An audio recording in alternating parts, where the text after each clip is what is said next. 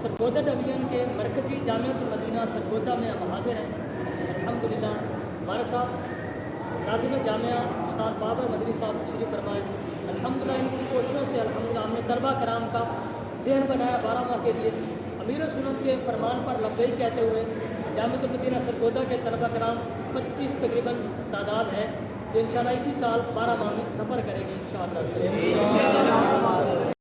محمد سیکھنے سنتیں قافلے میں چلو، پاؤ گے برکتیں قافلے میں چلو۔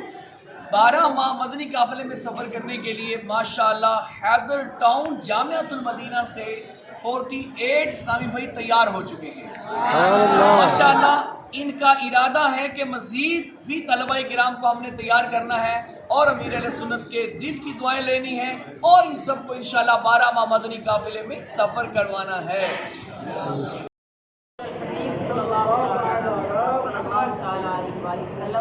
الحمدللہ جامعۃ المدینہ چنیوٹ سے اللہ کی رحمت سے 12 ماہ کے لیے ہمارے 21 اسلامی بھائی انشاءاللہ رائے خدا میں سفر کریں گے۔